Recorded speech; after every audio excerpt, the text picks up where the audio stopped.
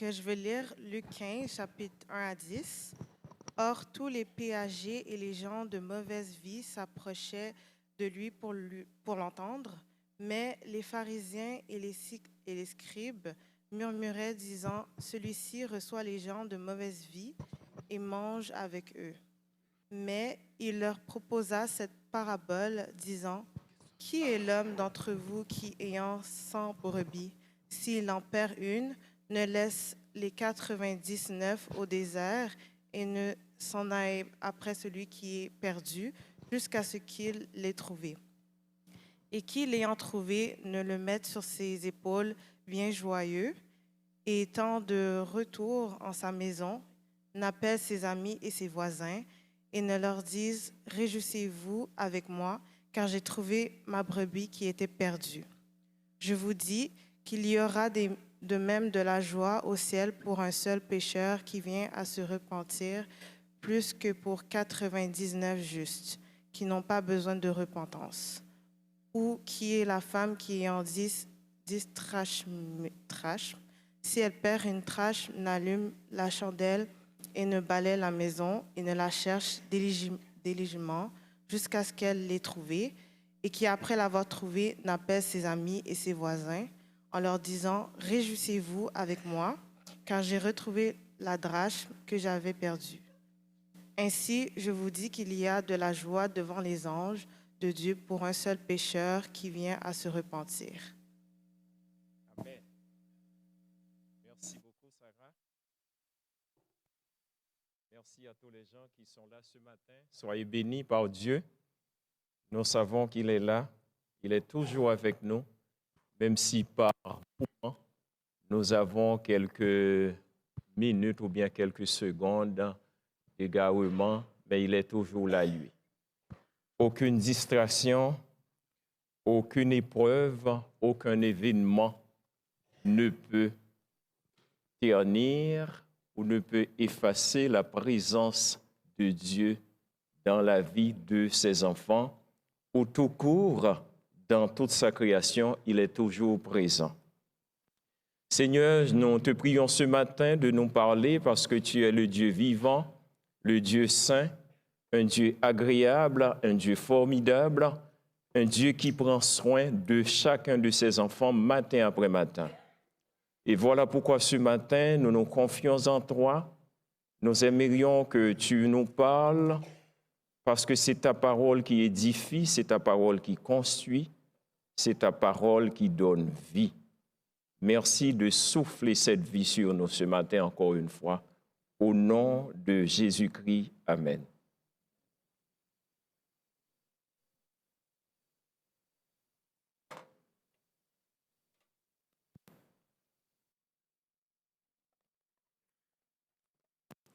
Si ça ne vous dérange pas, je vais prendre le temps de saluer quelques jeunes pour lesquels on prie depuis plusieurs temps. Ils ne savent pas si on prie pour eux, mais on est content à chaque fois qu'on les voit parce que le Seigneur donne, disons, ce désir, on va appeler ça un désir, pour les vrais chrétiens, ils appellent ça un ministère.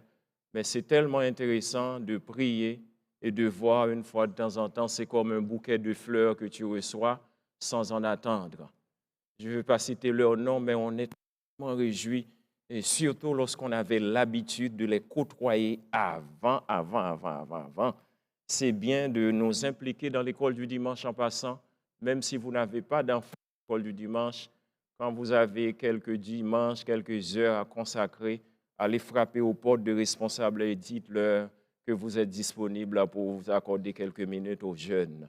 Même si vous ne voulez pas enseigner, courage à aller au moins comme surveillant, aller dans la classe, aller comme second, aller... Vous savez, aujourd'hui, le gouvernement paye des gens pour aller, 2 personnes dans certaines classes pour aller à l'église. On n'a même pas besoin de payer parce que Dieu vous a déjà payé. Donc, allez voir les gens de l'école du dimanche, dites-leur, je veux juste être là. Moi, je ne veux pas enseigner, mais je peux aller chercher, moi, je ne sais pas, du mouchoir pour un jeune qui a une tousse. C'est déjà quelque chose. Vous pouvez juste être là, et puis peut-être dans 5 ans, après avoir assisté à une classe, vous allez enseigner, vous allez dire, ah, c'est pas si difficile, oh, j'avais peur les jeunes, mais là, je toussais bien. Luc 15, versets 1 à 10, les trois visions d'abord, ou du moins je pourrais appeler ça les trois valeurs, les versets 1 et 2. Deuxièmement, les critères d'invitation qu'on trouve dans 2b, versets 2b, 4a jusqu'à 4a et 8a, c'est les critères. Et la bienveillance du berger, je ne pense pas que le déterminant soit, en tout cas, la bienveillance du berger et de la femme, versets 4b et 8b. Et enfin, la réjouissance et l'invitation. Pour finir, j'aimerais qu'on ait l'occasion. Alors, la personne qui a écrit dit « et toi ». Moi, oui, et toi. Moi, ah oui, moi. En d'autres termes, le sujet, c'est Jésus m'a invité. La dernière question, et sur laquelle il faut commencer par réfléchir d'abord, vous qui êtes là aujourd'hui, si vous ne vous sentez pas invité, ou bien si vous n'avez pas reçu l'invitation formelle, je crois que c'est le temps d'y réfléchir et de demander, est-ce que moi, je suis invité? Les trois visions, l'attitude ou bien, commençons par analyser l'attitude des collecteurs d'impôts ou bien des percepteurs d'impôts. Ces gens, généralement, ils étaient très mal vus. Vous savez pourquoi? C'est parce qu'ils avaient la mission de collecter les impôts pour le gouvernement romain et en même temps, ils en profitaient pour s'enrichir. Donc, le peuple devait payer quasiment un double impôt. Non seulement tu payes à l'État, mais tu payes aussi à celui qui vient collecter ton impôt. Il y a quelqu'un qui appelle, je ne sais pas si c'est Dieu qui appelle quelqu'un à l'église. Vous comprenez pourquoi les pharisiens et les chefs de la loi, à leurs yeux, sur le plan strictement religieux, ils étaient très mal vus aussi. Et même si quelque part, ils avaient été mandatés par certains d'entre eux. Le texte commence par nous dire qu'on les appelait des pécheurs, des gens de mauvaise vie. Ça, c'est une autre catégorie. Vous savez, c'est le même mot qu'on utilise dans plusieurs textes du Nouveau Testament pour décrire les bandits ou les gens qui étaient venus prendre Jésus-Christ, ou bien tout simplement pour aller l'assassiner. Marc chapitre 14, verset 41. C'est ce qu'on trouve dans Luc, le 5e chapitre, les versets 30, 32. Luc 7, verset 34. Remarquez que sur le plan moral, Jésus-Christ ne se laissait pas intimider par les gens, par les pharisiens, par les docteurs de la loi, par les, entre guillemets, les super spirituels, ou bien qui prétendaient être spirituels. Pourquoi Jésus est allé parmi ces gens de mauvaise vie? Il va jusqu'à manger avec eux.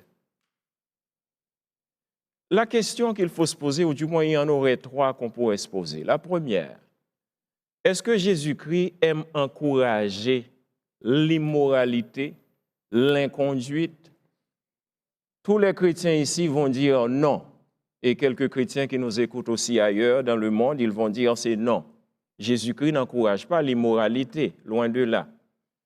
Ce n'est pas parce qu'on veut défendre Jésus-Christ, c'est parce qu'on sait qui il est. Il s'est révélé à nous, nous savons qu'il n'encourage pas l'immoralité ou l'inconduite sous quelque forme qu'elle soit.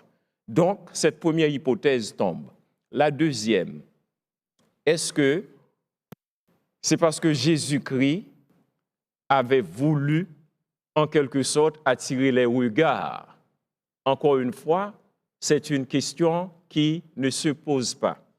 Troisièmement, est-ce que Jésus-Christ, quelque part, il a voulu semer la controverse? Loin de là, même lorsqu'il dit « Je ne suis pas venu apporter la paix », et il va dire un peu plus tard « Je suis la paix ». Alors, pour les gens qui aiment détruire les arguments, c'est leur spécialité, en lien avec la parole de Dieu, ils prennent fort souvent les textes, ils les mettent en opposition. Donc, c'est ce qu'on appelle une mésinterprétation de la parole de Dieu. Tout texte qui n'est, tout texte pris hors de son contexte devient un prétexte. Voilà pourquoi on a toute une série de religions, pour ne pas les appeler des sectes, c'est-à-dire qui ne concordent pas à la réalité, qui ne concordent pas à la vérité biblique. Donc, c'est de là qu'on a toute une série. Il y a plus que, et si vous cherchez dans la plupart des documents au Québec même, vous allez trouver qu'il y a plus que 100 dans notre société québécoise, des sectes. Hein? Ça se multiplie. À lire la Bible, on sent par le ton même utilisé par les pharisiens, il y a un ton de mépris, un ton d'humiliation, de rejet. Il est allé loger chez un homme pécheur. Il est allé manger avec les pécheurs. Il est allé passer du temps avec les pécheurs. Verset 2 dit, les pharisiens et les spécialistes de la loi s'en indignaient et disaient, cet individu fréquente des pécheurs notoires, c'est-à-dire des pécheurs bien connus de la place, et s'attable avec eux. Le ton, c'est un ton arrogant. On pourrait même voir là-dedans une forme de revendication, c'est que nous, on est tellement purs, on est tellement bons, on est tellement spirituels, on est tellement religieux, jamais on va faire une chose pareille.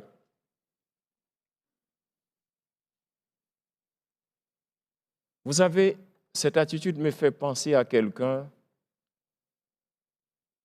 un ministre que j'ai écouté cette semaine sur les ondes d'une station de radio très connue.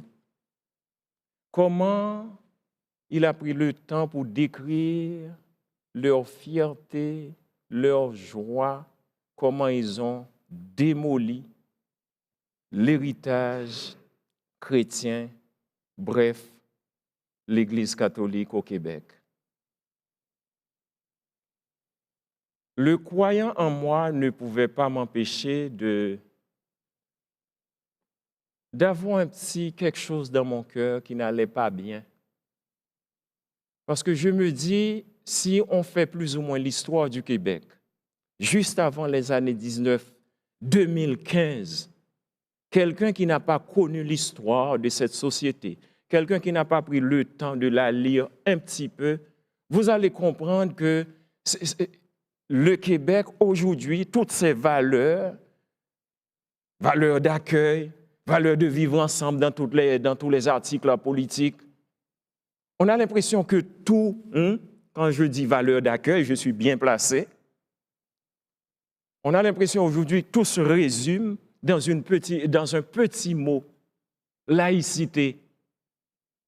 C'est comme on veut dépouiller la société de toutes ses vraies valeurs, et puis sous le couvert de l'inclusion, sous le couvert du vivre ensemble, on y met du n'importe quoi. Et puis entre-temps, on déracine la base, la chrétienté, le partage. C'est grâce au partage que je suis ici au Québec. Ça, c'est un héritage chrétien.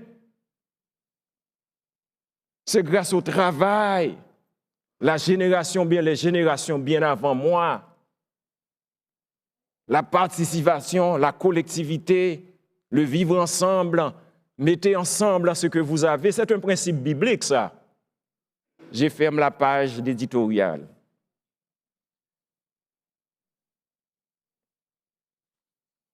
Les critères d'invitation. On reconnaît notre état lorsqu'on accepte la parole de Dieu dans son entièreté. Matthieu 10, verset 6. Allez plutôt vers les brebis perdues de la maison d'Israël. La brebis qui est perdue ne sait pas quel chemin prendre pour retrouver son troupeau. Elle n'a pas le sens d'orientation.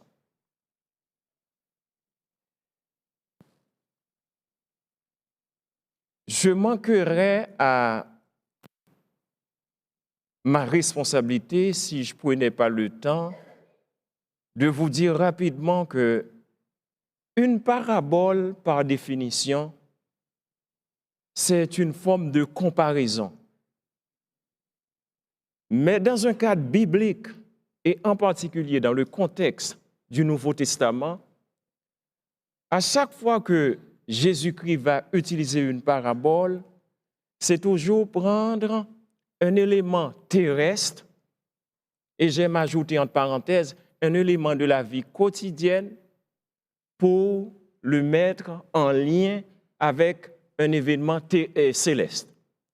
Donc, c'est la rencontre de deux pôles diamétralement opposés. Mais pour nous amener à comprendre, il a employé des paraboles. Et vous vous rappelez, certains disciples lui ont posé la question, mais pourquoi tu leur parles en parabole? Donc, premier critère pour être recherché par Christ, il faut être perdu. C'est-à-dire, on voit un Dieu qui se met toujours du côté des plus faibles, du côté des déshérités. Il se met du côté des, on va appeler ça des affamés, même s'il n'y en a pas dans notre société. Il se met du côté des sans domicile fixe. Oh, dans la ville, il y en a plusieurs, dans notre ville même. Il se met du côté des perdus, des rejetés.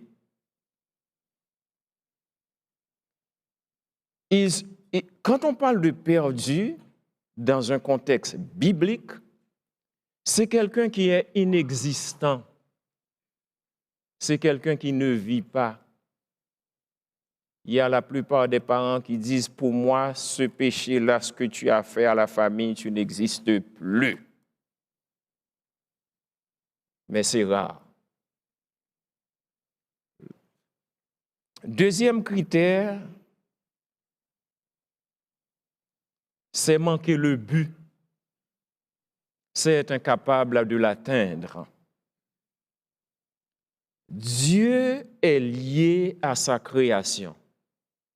Donc, du coup, l'intrusion du péché dans le monde, dans Genèse, automatiquement, il y a cette séparation. Donc, il y a la mort pour nous et Dieu. Mais dans son amour infini, il a prévu, il va nous restaurer, il va nous reconstruire.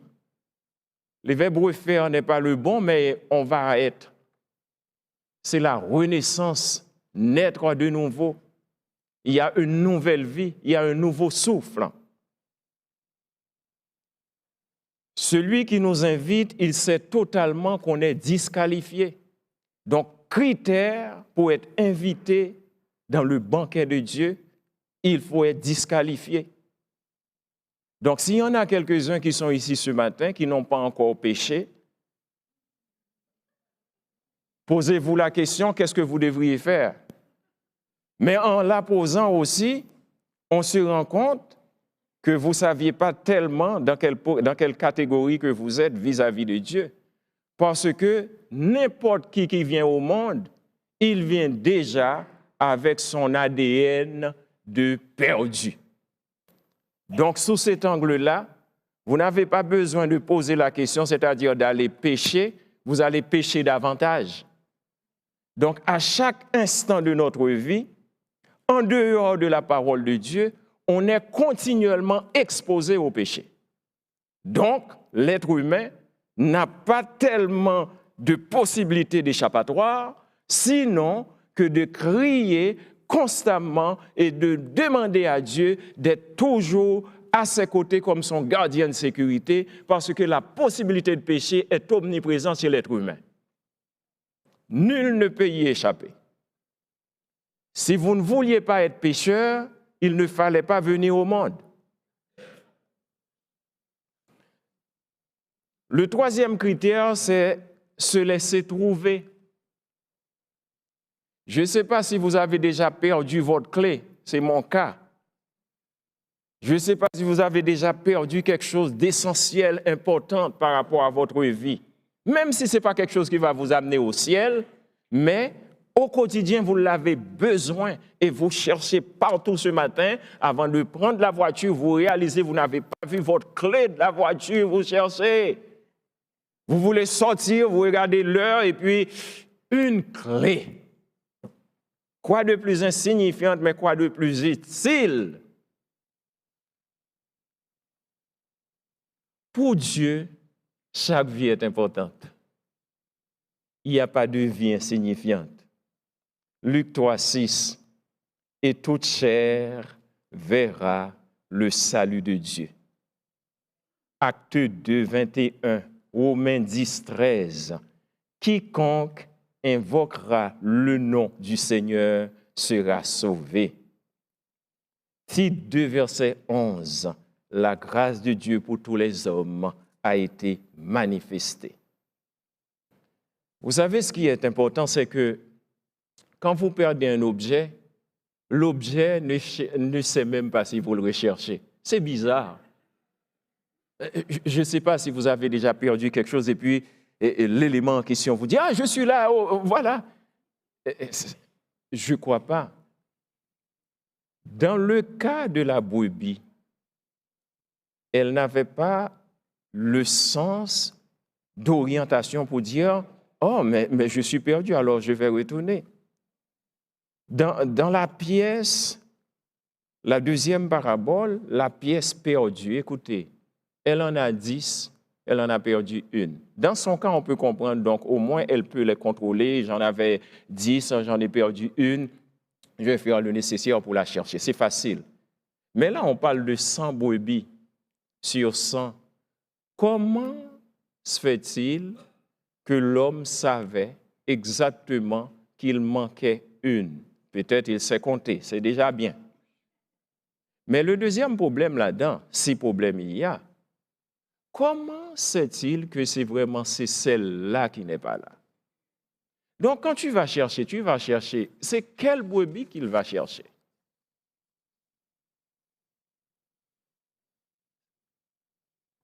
Caractéristique,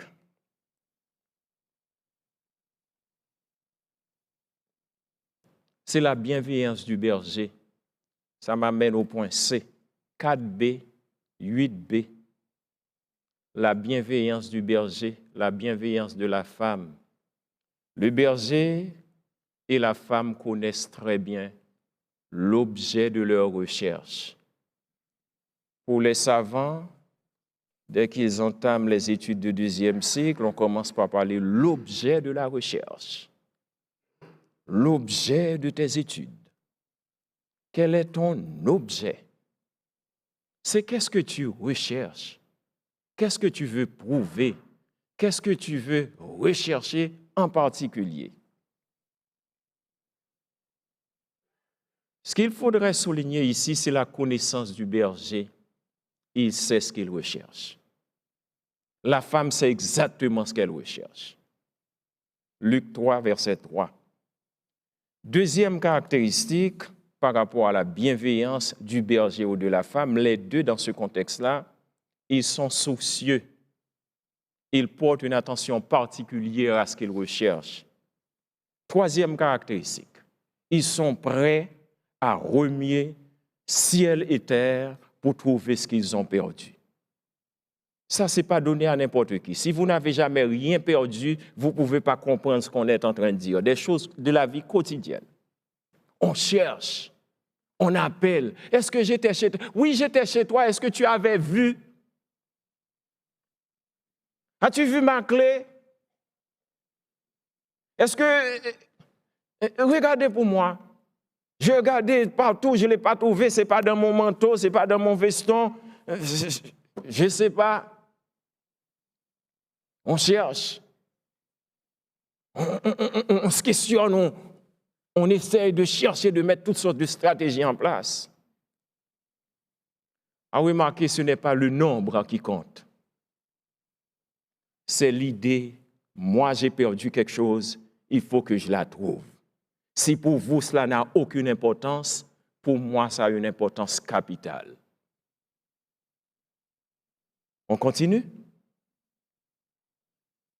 Quatrième caractéristique au niveau de la bienveillance, les deux, c'est-à-dire la femme et le berger, ils ne comptabilisent ni le temps, ni l'énergie, ni les moyens mis en place. Mon enfant est en danger, ma brebis est en danger, je suis prêt à faire n'importe quoi pour le trouver. N'importe quoi. Et ça, c'est l'instinct humain.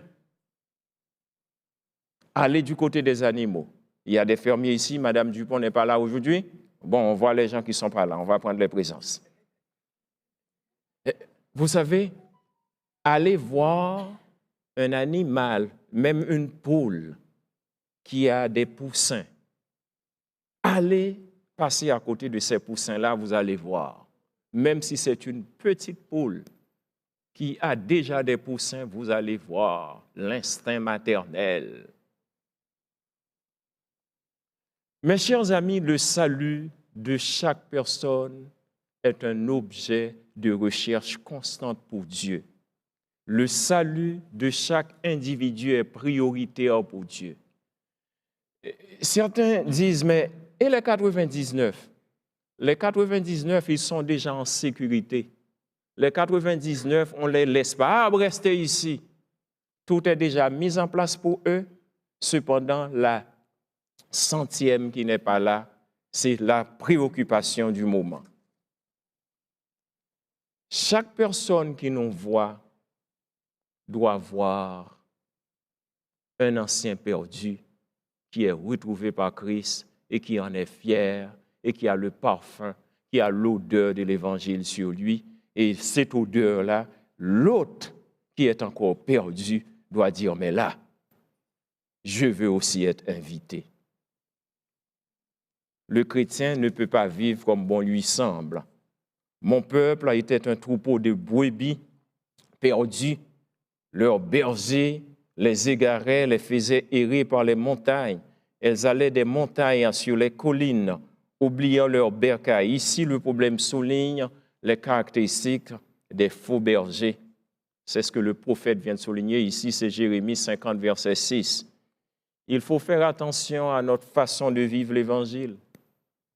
Il faut faire attention à notre façon de traiter nos frères, à notre façon de traiter nos semblables, parce que ça coûte le prix du sang de Jésus-Christ. Priez sérieusement pour ceux-là qui annoncent l'Évangile. On ne cesse de vous demander de prier pour les enseignants, pour les prédicateurs de l'Évangile, pour qu'ils ne disent pas n'importe quoi, pour qu'ils ne profitent pas des textes bibliques pour mener une vie princière au détriment de ce que Dieu attend de chacun d'eux. Prions afin que nous soyons soumis à la parole de Dieu premièrement, que l'on soit des responsables ressuscités en Jésus-Christ, soumis à Dieu, contrôlés et marchés par l'Esprit. En un mot, que Dieu nous épargne d'être des faux bergers parce qu'on sera traité plus rigoureusement au jour de la fin, c'est-à-dire au jour du jugement. C'est Jésus-Christ lui-même qui déclare sous la plume de l'apôtre Jean, versets 10, 11 et 14, « Je suis le bon berger donne sa vie pour ses brebis. » On n'a pas le droit de jouer avec une brebis de Dieu. La brebis signifie la personne que Dieu appelle à le servir. En d'autres termes, faites attention aussi par notre façon de traiter les gens qui servent dans l'Église de Dieu. Faites attention pour ne pas fermer aussi les portes aux gens qui veulent servir Dieu. Faites attention pour ne pas repousser les gens qui viennent ici, parce que le sang de Christ a été coulé pour ces gens. Il faut faire attention, que ce soit ici ou ailleurs. Chaque personne aux yeux de Dieu a une importance capitale. En d'autres termes, ça a un prix que ni vous ni moi, nous ne pourrions l'évaluer. Nous sommes invités parce que Jésus-Christ a donné sa vie à la croix pour nous. Pour la personne qui croit au sacrifice de Jésus-Christ, le banquet n'est pas à venir. On n'est pas en train d'attendre et puis mais j'attends Christ. Tu attends Christ et puis tu vas attendre longtemps. On attend Christ dans l'action. On attend Christ dans la persévérance. On attend Christ dans le service. On attend Christ dans la communion fraternelle. On attend Christ dans la prière. On attend Christ dans l'écoute de sa parole. On attend Christ dans l'apprentissage de sa parole. On attend Christ en restant à ses pieds pour qu'il nous forme. C'est comme ça qu'on attend Christ. On n'attend pas avec nos désirs, comme si c'est quelque chose et puis c'est normal. C'est moi alors, j'attends Christ. Non, on attend Christ dans l'humilité. On attend Christ dans la grâce. On attend Christ à genoux. On attend Christ dans la sagesse qu'il donne. On attend Christ pour qu'il nous lave, pour qu'il nous nettoie et que sa parole puisse édifier le peuple de Dieu. Annoncer la parole. Toute la Bible, c'est ça la promotion. Annoncer, annoncer, annoncer. Souffrance, maladie, guérison, délivrance. Annoncer la parole. Il n'y a pas 50 000 façons. L'apôtre Paul enseigne aux chrétiens de Colosse ce qui suit. Ayant été ensevelis avec lui par les baptêmes, vous êtes aussi ressuscités en lui. Vous qui étiez morts par vos offenses. Contraste. Il vous a rendu à la vie avec lui. Pas la vie avec vous. Avec lui. Parce que nous, il n'y a rien de nous. Il n'y a rien de bon en nous. Il y a un transfert de valeur. Affectionnez-vous aux choses d'en haut et non à celles qui sont sur la terre. Car vous êtes morts et votre vie est cachée avec Christ en Dieu. Ce n'est pas la même chose. On n'est plus mort, on est caché dans la vie avec Christ en Dieu. Quand Christ, votre vie paraîtra, alors vous paraîtrez aussi avec lui. La bienveillance du berger, les conséquences, les résultats de sa mort, ça nous donne la vie parce qu'on meurt avec lui. Les futurs baptisés, on meurt avec Christ. On déclare publiquement, c'est lui notre choix, c'est lui. En dehors de lui, je suis perdu. Par conséquent, je fais le demi-tour et je dis à tout le monde, aujourd'hui, voilà qui je suis, je me plonge avec lui. Ma mort, je ressuscite avec lui. Que le monde entier sache que je change de position. Mais maintenant, renoncer à toutes ces choses, à la colère, à l'animosité, la méchanceté, à la calomnie, aux paroles déshonnêtes qui pourraient sortir de votre bouche. Ça, c'est quand Christ nous lave. Et le texte dit, supportez-vous, verset 13, les uns les autres. Et si l'un a sujet de se plaindre de l'autre, pardonnez-vous réciproquement. Verset 15, que la paix de Christ à laquelle vous avez été appelés pour former un seul corps, règne dans vos cœurs et soyez reconnaissants. C'est un transfert de valeur. L'Église ne peut pas se taire face à la perdition des gens, ou bien face à la perdition d'un semblable, face à la perdition d'une collectivité, face à la perdition d'un membre de notre famille. On ne peut pas rester inactif, on ne peut pas dire « mais c'est correct ». Vous savez, la pire chose qui puisse arriver à quelqu'un, c'est de ne pas connaître Christ avant sa mort. Même si c'est nos enfants, même si c'est nos épouses et nos époux, même si c'est nos êtres les plus chers, à la mort, il n'y a aucun lien, aucune connexion. C'est une personne que vous ne reverrez plus jamais sur votre vie. Si réellement vous aimez vos enfants, si réellement vous aimez votre Église,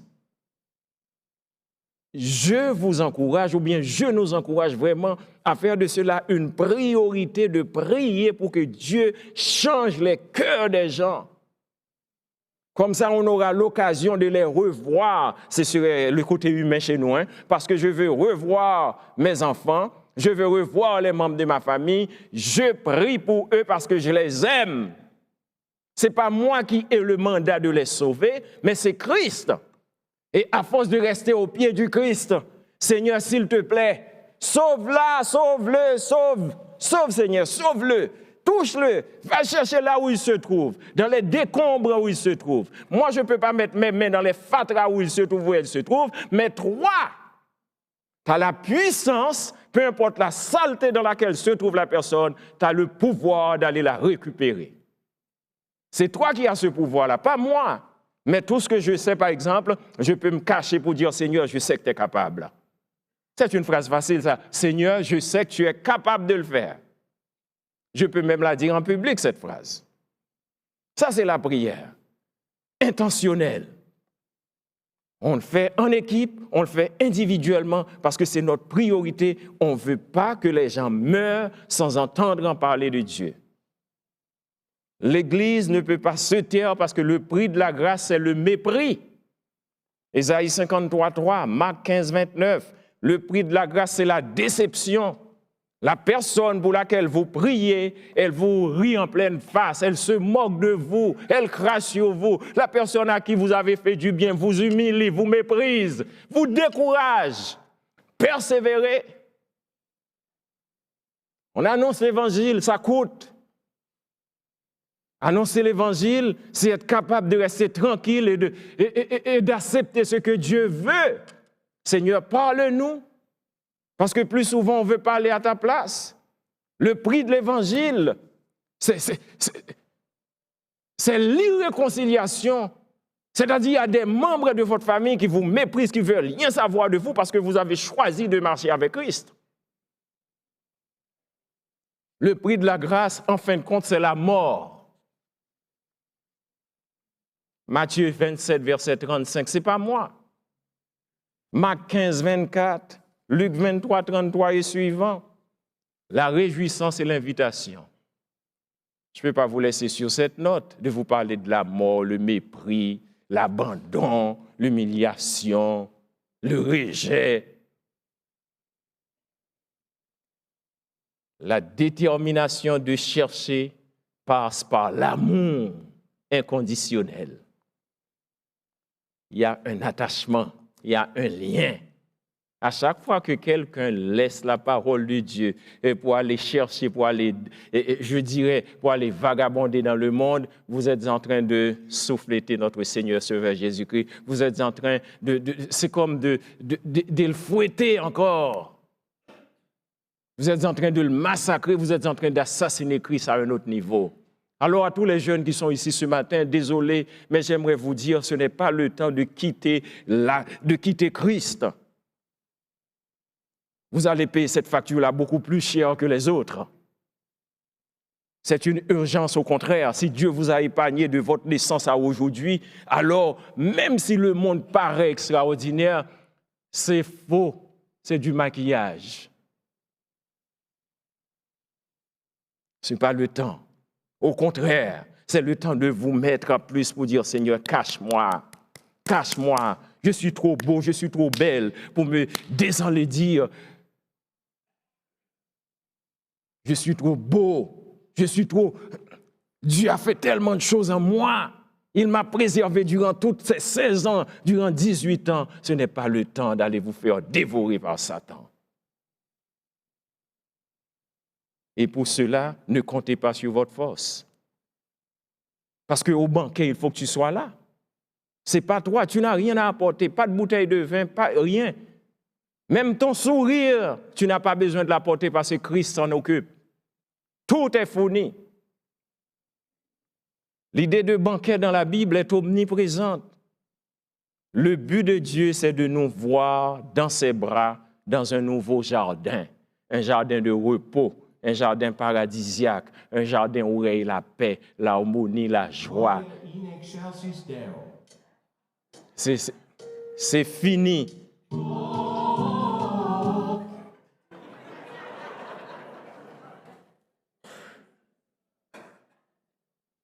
C'est bien d'avoir plusieurs prédicateurs.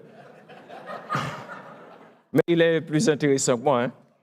L'initiative de chercher vient toujours de la personne qui a perdu.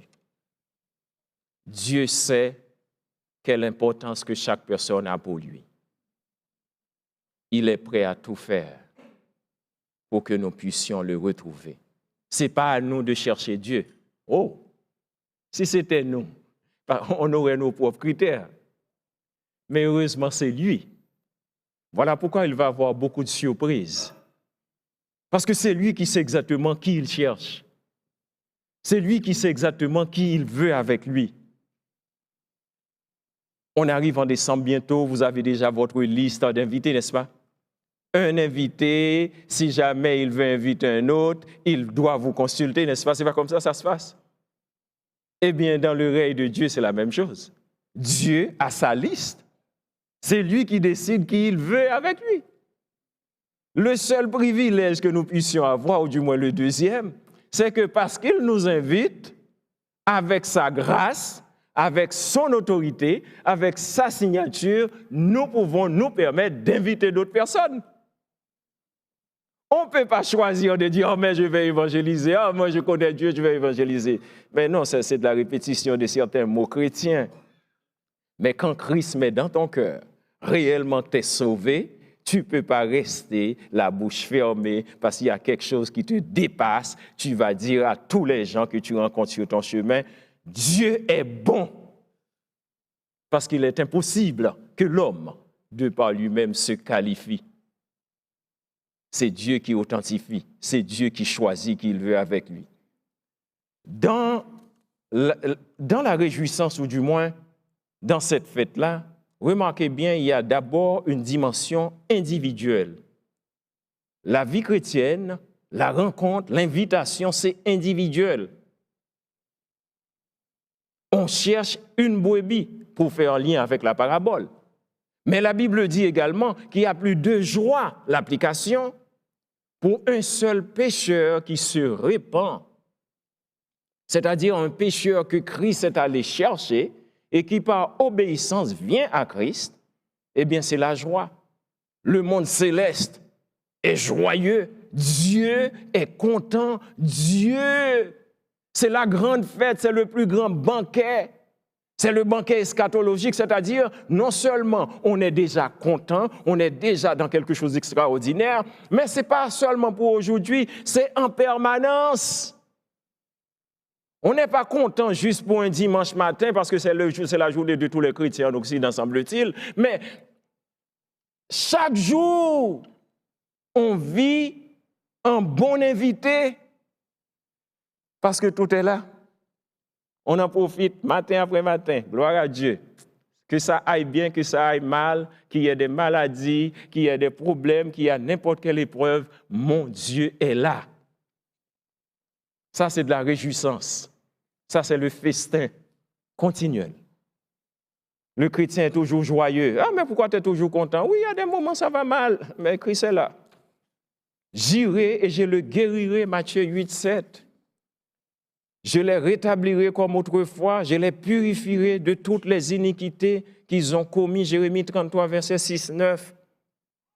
Je leur pardonnerai, c'est la bienveillance, les réjouissances. Dans Ésaïe 55, 1, on lit, vous tous qui avez soif, venez, voici de l'eau, et même vous qui n'avez pas d'argent. Les gens qui n'aiment pas dépenser là.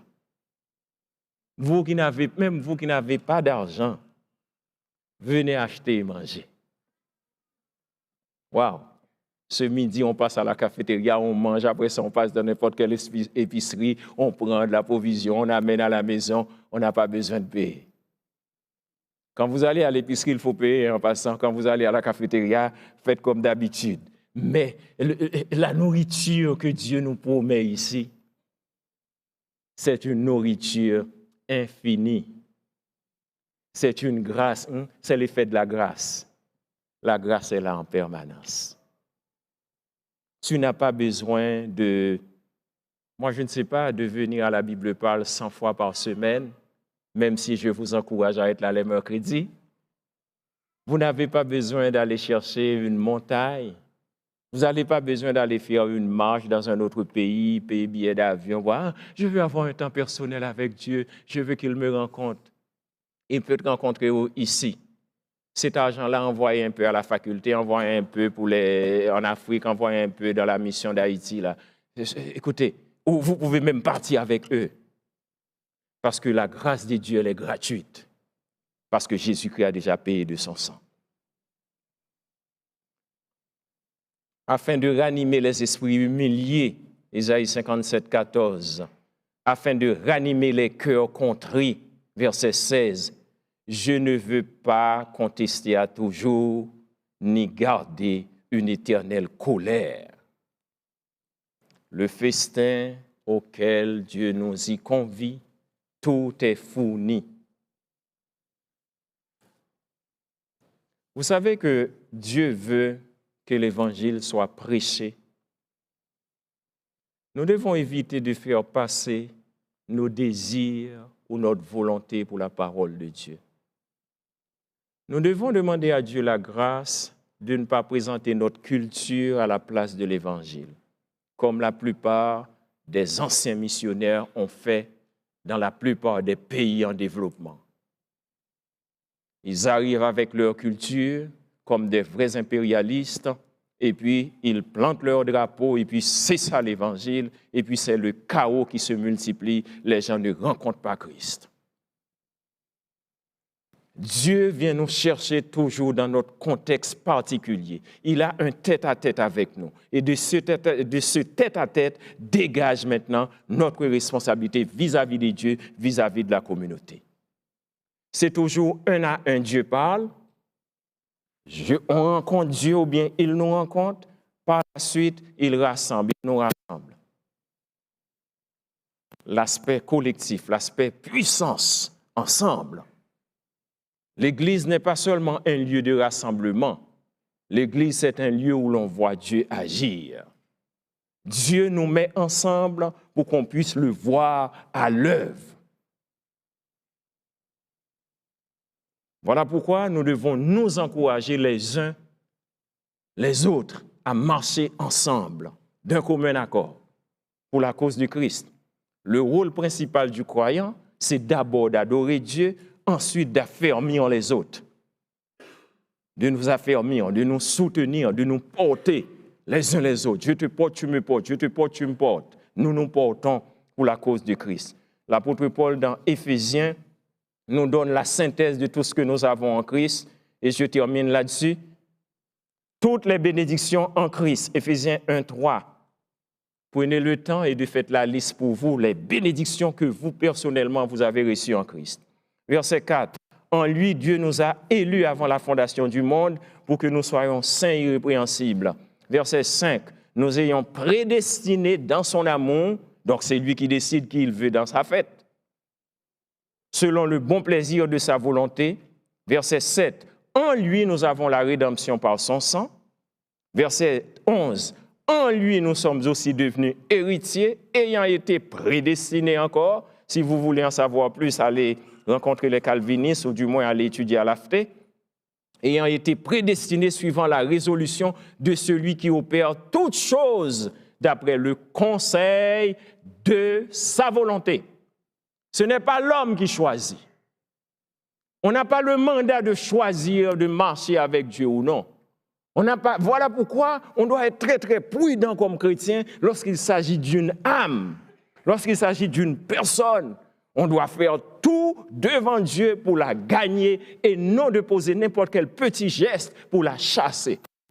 Et que ce soit dans le cadre de l'Église, en tant que bâtiment, en tant que peuple qui se réunit, notre but c'est toujours le rassemblement. Seigneur béni, Seigneur donne-moi une parole consolatrice. Verset 13, en lui, vous aussi, après avoir entendu la parole de la vérité et l'évangile de votre salut. Dans Éphésiens chapitre 2, la liste se poursuit, car il est notre paix, afin de créer en lui-même avec les deux un seul homme nouveau, en établissant la paix. Il est venu annoncer la paix à vous qui étiez loin et la paix à ceux qui étaient près. L'Église, c'est le lieu où Dieu parle à son peuple. L'Église, c'est vous. L'Église, c'est que vous êtes le temple du Saint-Esprit de Dieu. Un temple de surcroît du Saint-Esprit ne peut pas dire n'importe quoi, ne peut pas faire n'importe quoi. Vous, ce matin, je ne sais pas si vous vous sentez invité, mais c'est Dieu qui vous invite ce matin. Il veut vous dire qu'il y a de la place pour vous. Il a déjà payé pour vous. Vous n'avez rien à apporter. Sentez-vous découragé devant les épreuves de la vie? Vous êtes fatigué avec un sujet de prière? Vous n'avez plus le goût? Vous êtes perdu, vous ne savez même pas si vous êtes perdu, c'est normal, un objet, il ne sait pas. C'est ça, la drachme m'a perdu la pièce. Elle ne sait pas si elle était perdue. Mais la femme qui la possédait le savait. La brebis, probablement, je ne sais pas, mais elle ne savait pas qu'elle était perdue. Un pécheur ce matin, quelqu'un qui n'a jamais rencontré Christ dans sa vie, ne sait pas qu'il est perdu. Mais Christ le sait. Si vous vous sentez trop chrétien, vous devez vous poser la question, est-ce que j'ai rencontré Christ réellement? C'est le temps de donner votre vie à Dieu. Peut-être vous êtes dans cette assemblée, ça fait 50, 60 ans, vous êtes plus ancienne que l'assemblée. Mais c'est le temps de dire, Seigneur, invitez-moi. J'aimerais recevoir votre invitation. Je ne veux pas mourir sans vous connaître. Pour vous qui connaissez déjà Christ, dites, Seigneur, je veux marcher davantage avec toi. Je veux entrer dans ton plan réellement. Amen. Soyez bénis.